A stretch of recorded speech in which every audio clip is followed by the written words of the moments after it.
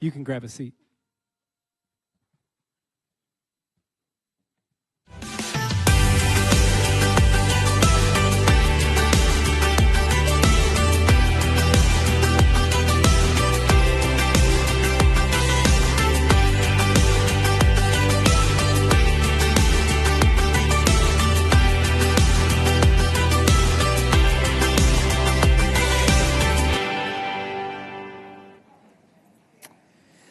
Well, hey, everybody. Happy Sunday to you.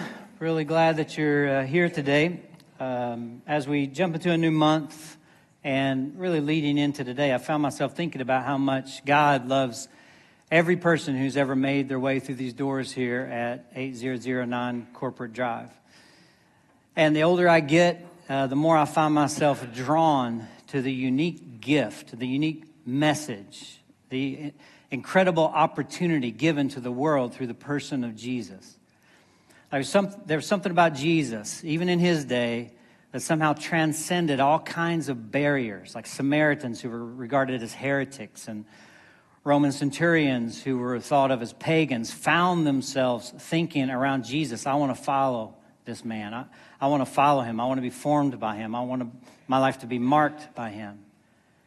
And I think for us as a church, the only thing we really have to offer is an invitation to follow Jesus Christ. More than anything else, more than a facility, more than a program, more than clever slogans or logos. Like if sin is to be forgiven, it will be forgiven by a gracious God because of the cross on which Jesus died, and no other way. If we want the best knowledge of God, it will be the knowledge of a God who is the Father of Jesus and no other God. If we want hope, it will be the hope that defeated death and raised Jesus up from the grave and no other hope. Jesus is it, like knowing Jesus, following Jesus, loving Jesus, pointing to Jesus, proclaiming Jesus, obeying his teachings in our choices, trusting his guidance in our problems, surrendering our ego to his love, depending on his grace for our eternity. It is the greatest opportunity ever extended to the human race, and it is the reason that we exist as a church. We are a Jesus church, CCC, and we are to be marked, indelibly marked by Jesus, which is why we're entering a new season around here at CCC. Like as a collective church body where we're focusing in on what it means to be marked by Jesus, sort of stamped by the same character and heart and spirit that's found in Jesus Christ, the Son of God.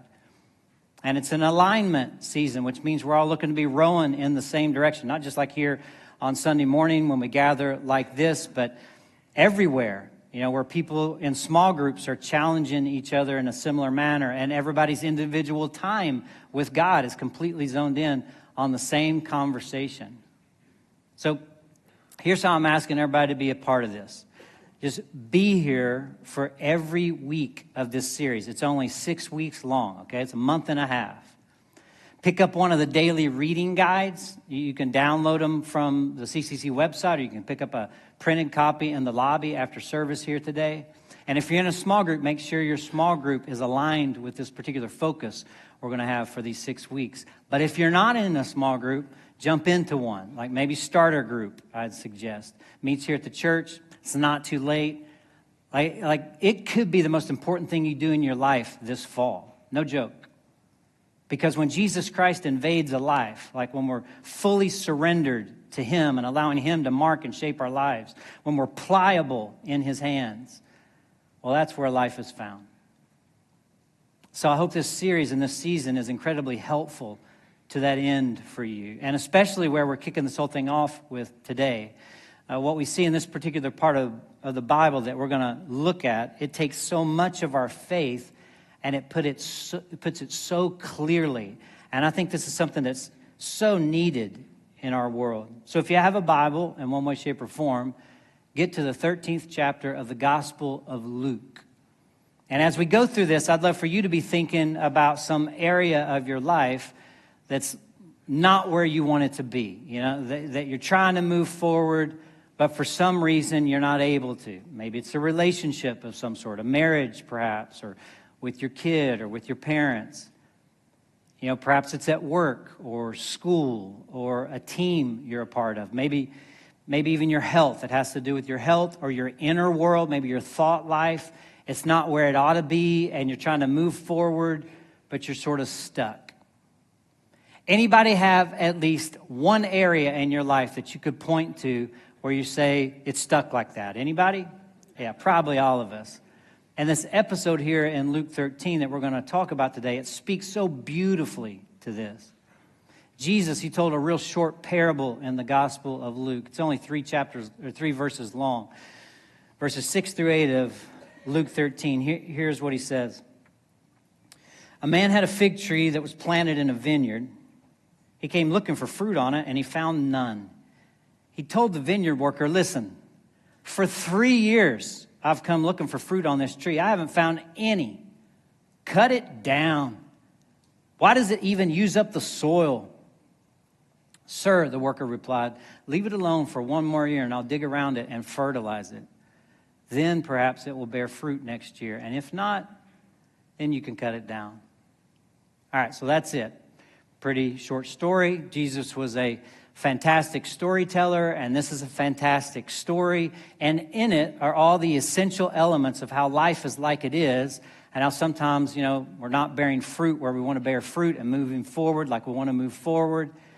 And it's shown to us here by Jesus in this story. And the first thing that we see in this story is there's an expectation.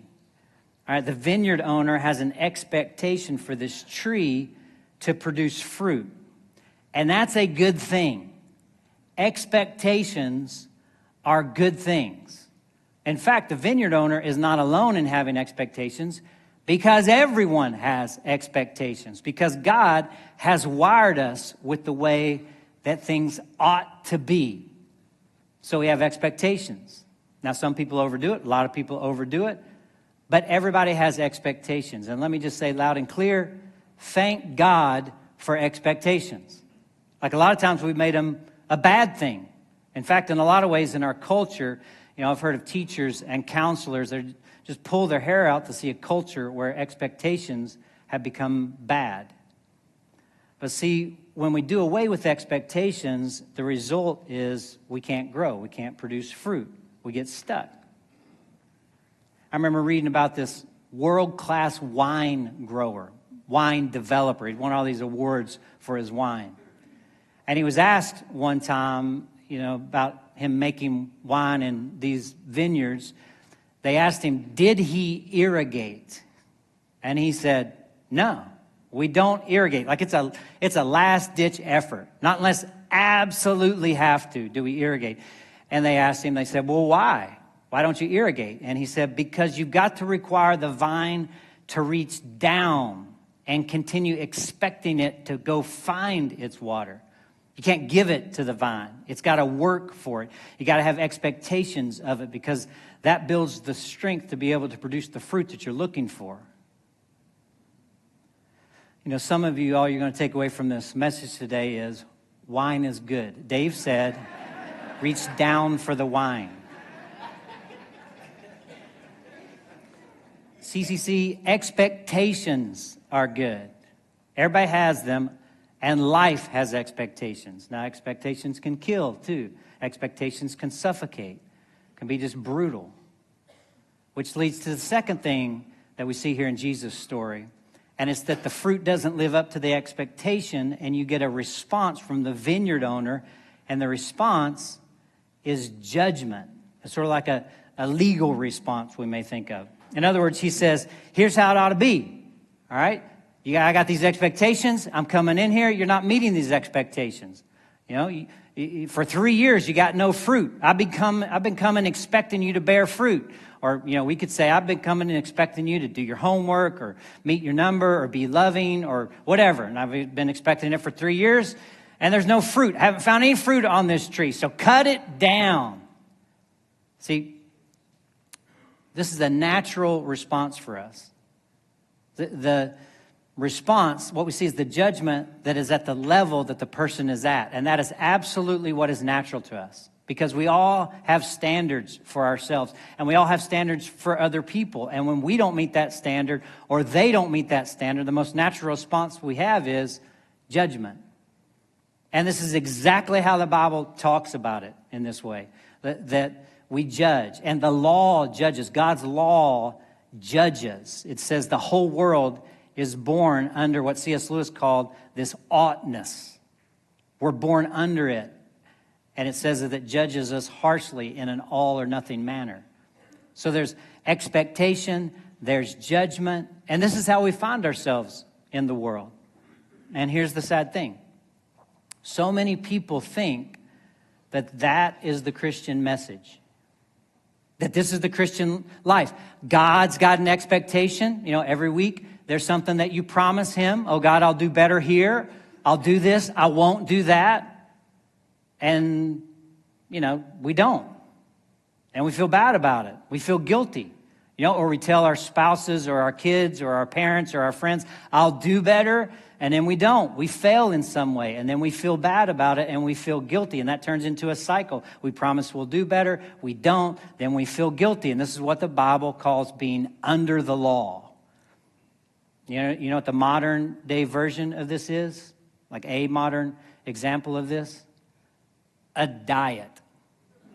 Yeah, a diet. I'm not going to eat those things. I'm going to eat more of these good things. I'll eat less of those things and more of these things. And then we don't, and we feel bad, and it's just a cycle. And a lot of people think that is what Christianity is about. In fact, there are a lot of churches all over the place, and the main message people will walk out of church with is this: God's good, you're bad, try harder. And we keep doing it over and over again. And if we could just start to understand this, the expectation that we're to do better, we're to be more, we're not to sin, you know, all this stuff, the expectation and then the resulting bad feeling of condemnation we feel when we fail, that is not the message of the Bible.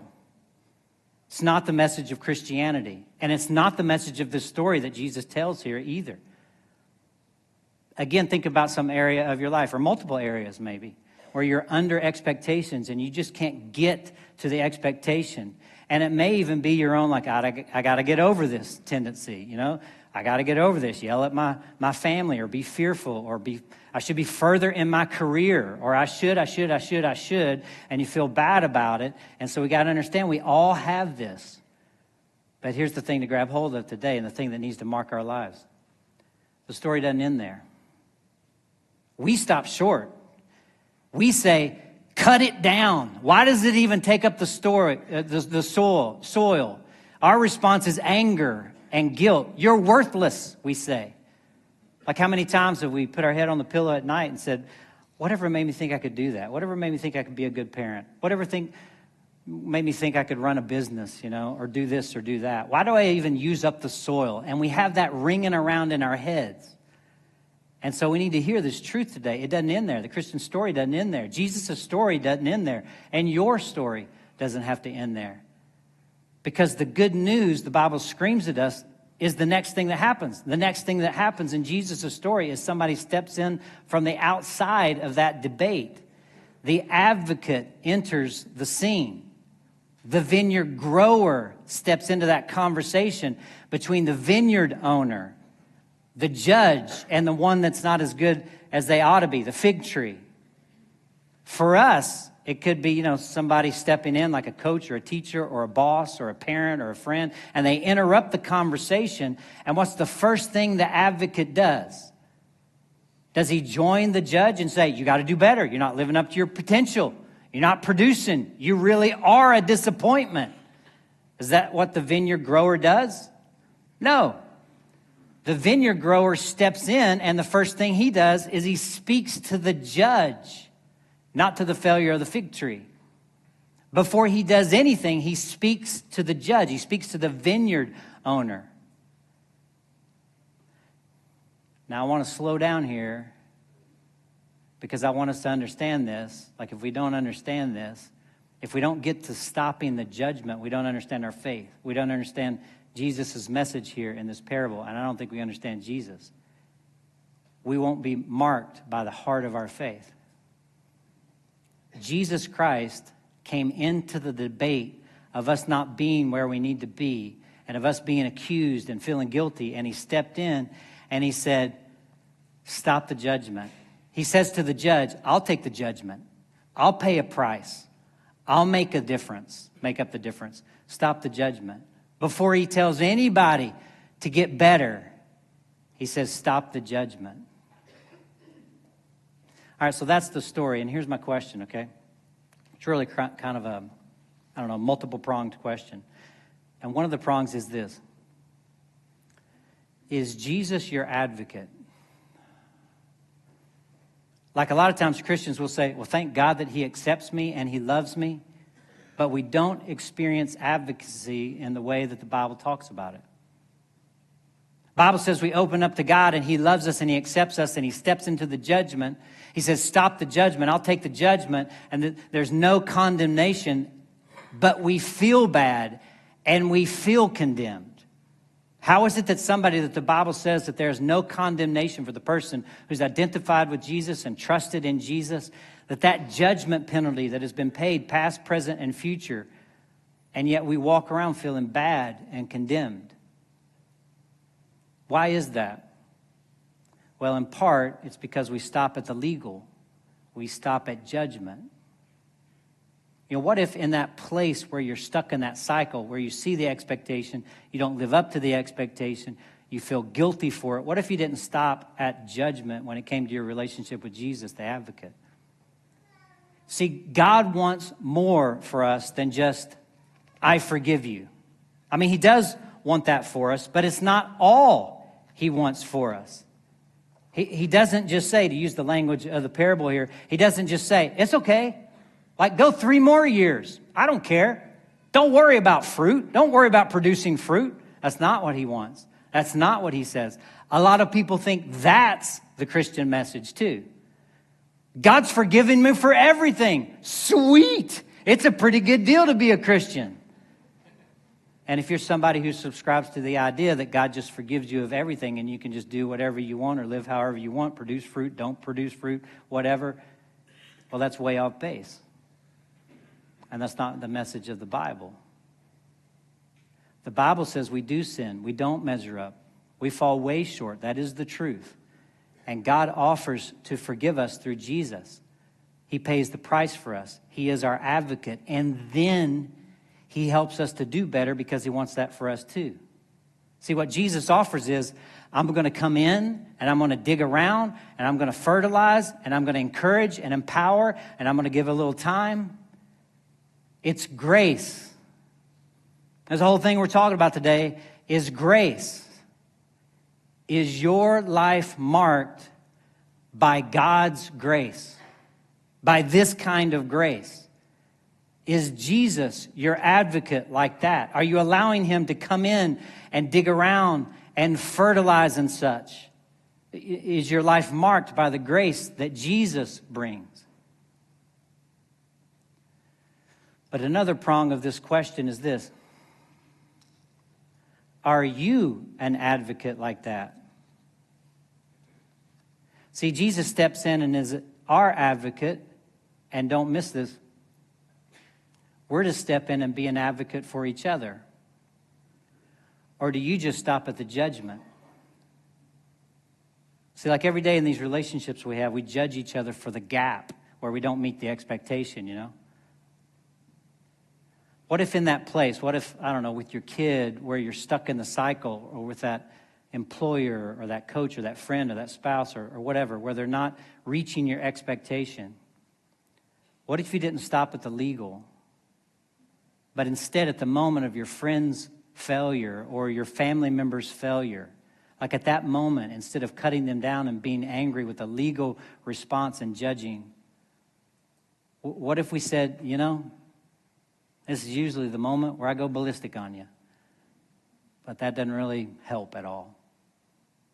I want you to know that I'm for us and I want to help. How can I help? I'd love to figure out how I can help. How can I help? It's the same thing that God gives to us through Jesus. It's the same grace that we see in Jesus. We're the fig tree. Jesus is our advocate to absorb the judgment and step into the judgment. And through his Spirit, he cares and he fertilizes and he transforms and he nurtures. But then we too, as we deal with each other, we are to be the advocate as well and step into the judgment. We are to bring the grace where you step in and you say, let me dig around a little bit. Let me fertilize a little bit here. Do you bring fertilizer to the folks around you? Or is it all just judgment? Do you have people around you that bring fertilizer to your life?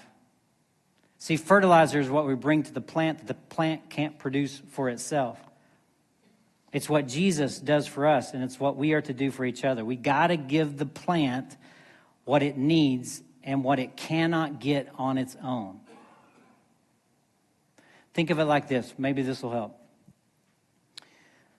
I don't know how many of you have a favorite pen that you like to write with. Does anybody here have a favorite pen? You're like, this is the pen I write with. I don't like any other pens. Some of you like the pens that we have around here because you keep taking them away.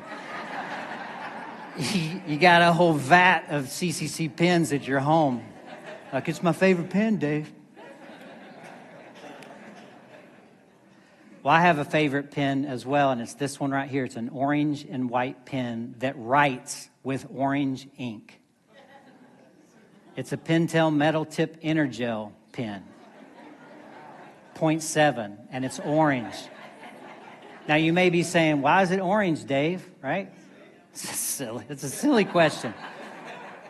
But some time ago, I saw these Pentel Energel pens in Staples or somewhere, and I saw it in a really big pack of all these different color of pens. Like it had, blues and red and green and yellow and all these different colors. Right in the middle was this orange.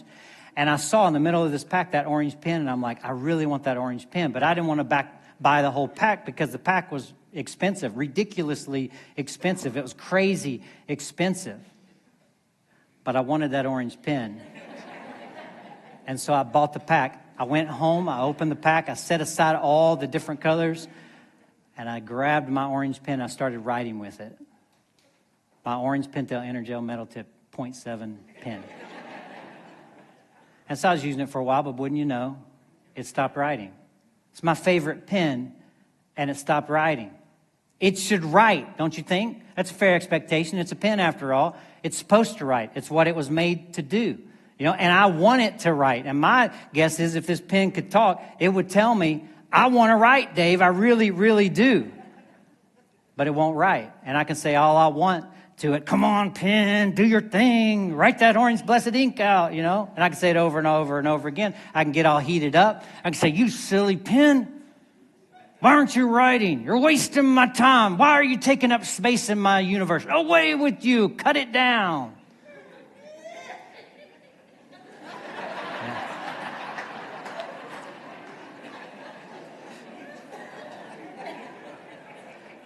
But then, I start to do a little digging, right? And I discover there's no orange ink left in the pen. And don't I feel silly? Like if I just paid attention, if I just asked some questions, if I did some digging, I would have discovered that the pen needs some ink, and it can't get the ink itself. It has to have an advocate to come and give it what it can't get on its own. And so we ordered a glut of orange ink refills. And now it writes again. See, this is what God does for us. And this is what we are to do for each other. It's not that we don't have expectations, gang. It's that we have a God that doesn't stop at judging. He doesn't throw us away. He says, it's okay that you're like this. I understand why you're like this. Let me dig around and find out why. And thank God that Jesus gives us what we could not give ourselves. Do you see? It's grace. Grace is to mark our lives, gang, and it is the great story of the Bible. It's how God deals with us, and it's how we are to deal with each other. Don't like my pen illustration, though? Let me illustrate it this way, okay? It's a very vivid example of this, at least for me. I've talked about my father many times here before. He's 88 years old. And he was a minister for almost 60 years, 53 of which he was a senior minister of one particular church, the church that I grew up in East Tennessee. And he led that church with great integrity and humility and faithfulness for 53 years. Just a champion servant of the gospel and of the kingdom of God, and a champion servant of the people in that specific church. And a few years before he retired, he went to the leaders of that church, the elders, and he said, fellas, I got like 2 or 3 years left, and so you got to find somebody to take over.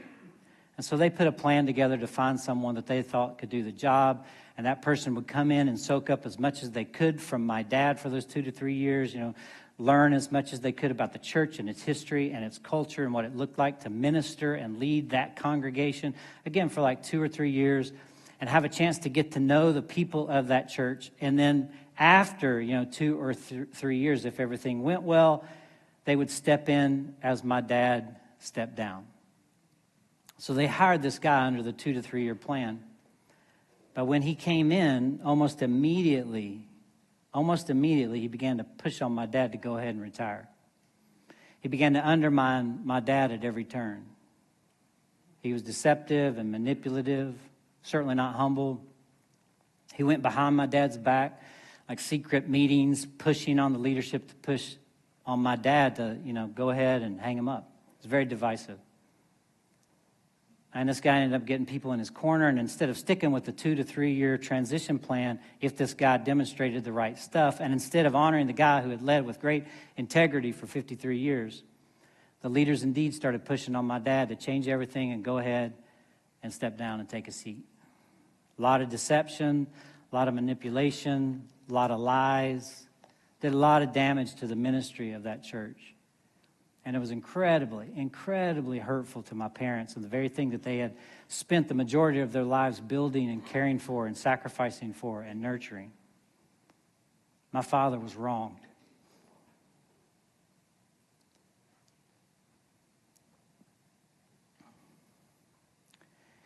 In the middle of all that, this was 2016, but in the middle of all that, my brothers and I heard about all this, not from my father, by the way, and it just enraged us. It infuriated us. I was here in Maryland. My older brother Tim was in Texas, but my other brother Jamie was there in Tennessee. And whenever my brother Jamie's schedule allowed, he would go by and he would eat lunch with my dad. And they go into this one place for lunch on this one particular day. And they order their food at the counter, and they sit down and they're waiting for their food. And lo and behold, but who walked in? But the very guy who was undermining my father, the very guy who had wronged him over and over and over again. And my brother was sitting there, sitting beside my dad. He was just seething, just fuming. And he says, as he's gritting his teeth almost, he says, oh man, that guy, I can't stand that guy. And my dad said, almost immediately, he said, no, son, we're not going to do that. And we're not going to be that. And then my dad invited that guy to come and sit down and eat with him. See, grace interrupts the judgment. And our world desperately needs people who will interrupt the judgment. We are killing each other with judgment. And grace interrupts the judgment and digs around and says, let's give this a chance. Let's stop the condemning, even if it costs me something to do so. Even if I have a right to condemn and judge, or at least I think I do. I just set that aside and I pause and I say, let's take some time. Let's go a different direction. Let's allow for other possibilities to emerge. It's a posture that's bathed in humility, and it's marked by grace. Are you marked by this grace, the same grace that comes to us from Jesus Christ? Where does grace need to come in and mark your life?